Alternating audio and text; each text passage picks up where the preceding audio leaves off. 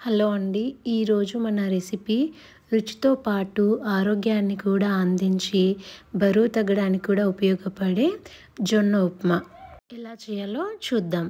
ముందుగా రాత్రంతా జొన్నలను నానబెట్టుకోండి. అప్పుడు ఉదయాన్నే బ్రేక్ఫాస్ట్కి చేసుకోవచ్చు.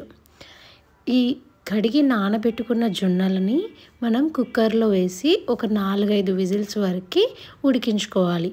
మరీ మెత్తగా ఉడికించుకోవద్దు.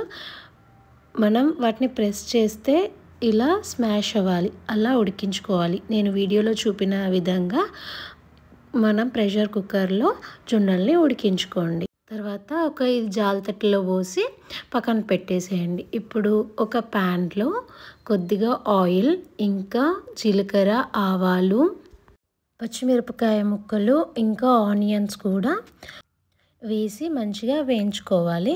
మీకు ఒకవేళ వెజిటేబుల్స్ యాడ్ చేసుకోవాలనుకుంటే క్యారెట్, బీన్స్, క్యాప్సికమ్ అలా కూడా యాడ్ చేయొచ్చు. నేనైతే ఇప్పుడు ఏం యాడ్ చేయట్లేదు. అలాగే కరివేపాకు, కొత్తిమీర కూడా వేసి వేయించుకోండి.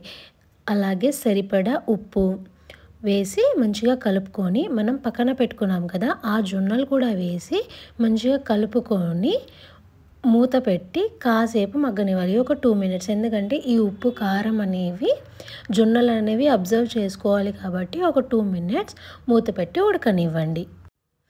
2 మినిట్స్ తర్వాత మూత తీసి మంచిగా అడుగెల్లా కలుపుకోవాలి. అంతే, ఎంతో టేస్టీగా ఉండే జొన్న ఉప్మా రెడీ. ఇది టేస్ట్ మాత్రమే కాదు, హెల్తీ బ్రేక్ఫాస్ట్ కూడా అండ్ సింపుల్గా అయ్యే బ్రేక్ఫాస్ట్. వెయిట్ లాస్ అవ్వాలనుకునే వాళ్ళు కూడా ఇది తినొచ్చు. షుగర్ పేషెంట్స్ అయినా లేదా ప్రెగ్నెన్సీలో షుగర్తో బాధపడే వాళ్ళు ఎవరైనా తినొచ్చు. ఇలాంటి హెల్తీ అండ్ టేస్టీ బ్రేక్ఫాస్ట్ కోసం నా ఛానల్ని సబ్స్క్రైబ్ చేయండి.